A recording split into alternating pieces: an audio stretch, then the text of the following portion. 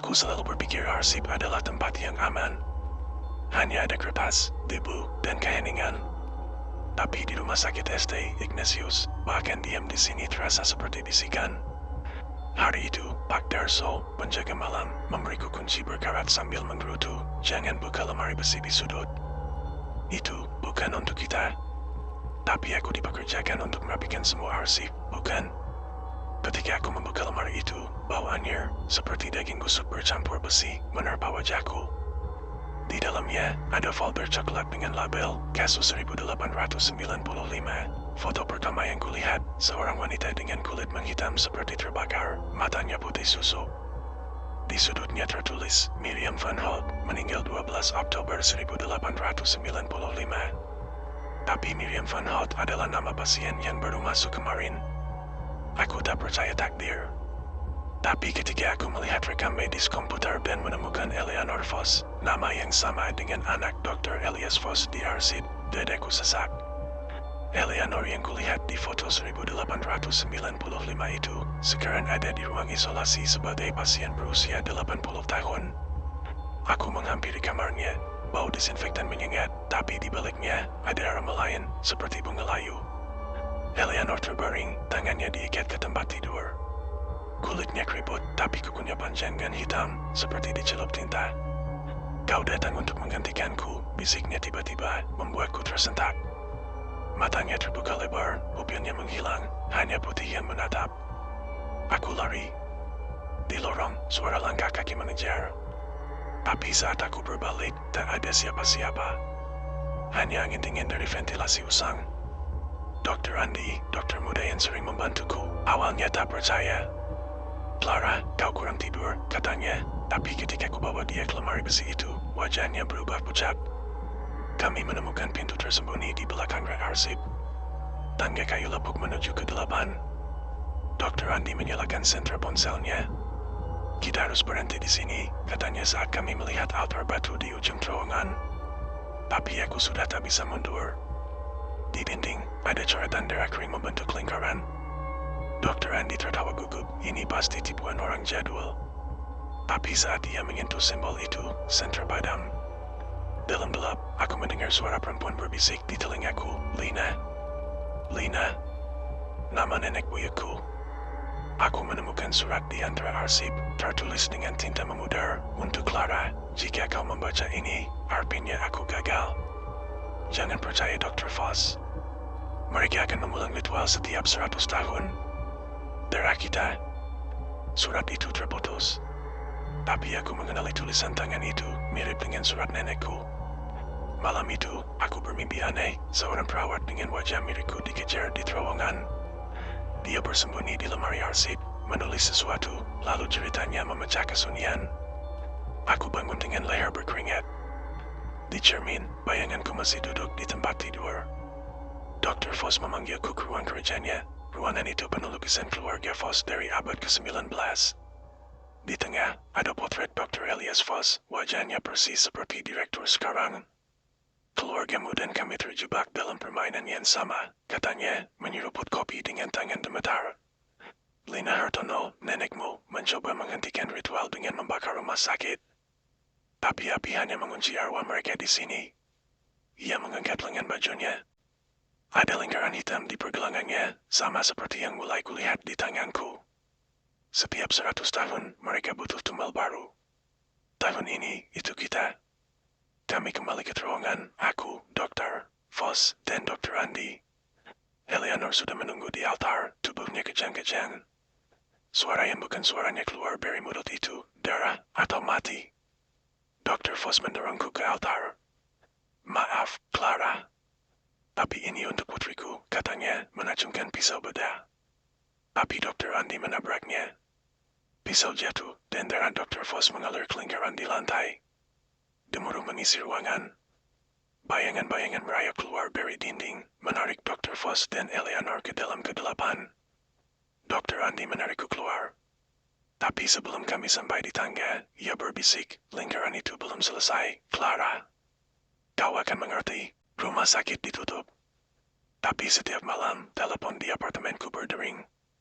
Suara di seberang hanya berbisik, 'Clara, seperti desahan angin.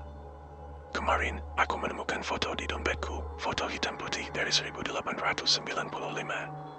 Ada aku berdiri di samping Lina Hartono. Dan di cermin, bayanganku terkadang berjalan sendiri. Sejak kejadian di terowongan, hidupku berubah. Aku pindah ke apartemen kecil di ujung kota, jauh dari rumah sakit. Tapi telepon itu terus berdering setiap malam. Awalnya, aku mengira itu salah sambung.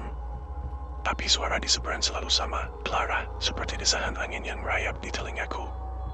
Suatu malam, aku memberanikan diri menjawab. "Siapa ini?" tanyaku, suaraku gemetar. "Kau lupa janjimu," bisik suara itu. Aku mengenalinya. Itu suara Eleanor. Aku menjatuhkan telepon.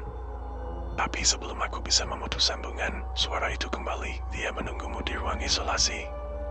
Aku tak ingin kembali. Tapi bayanganku di cermin yang kini sering bergerak sendiri, seolah mendorongku.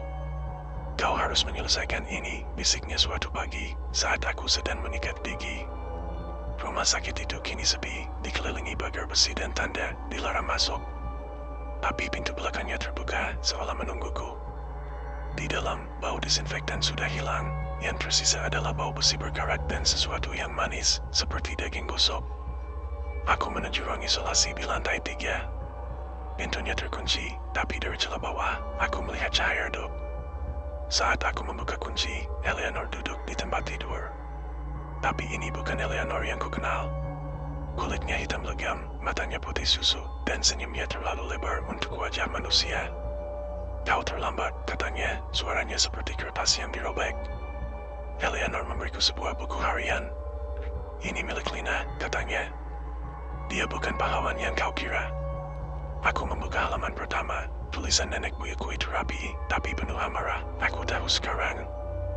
Dr. Foss hanya alat. Lina lah yang memulai ritual ini.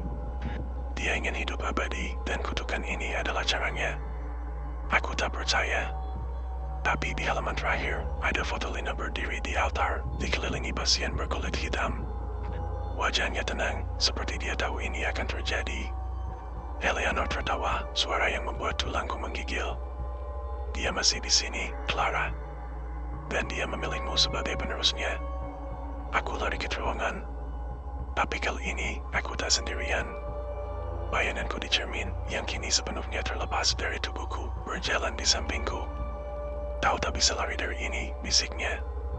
Di altar, Lina menungguku.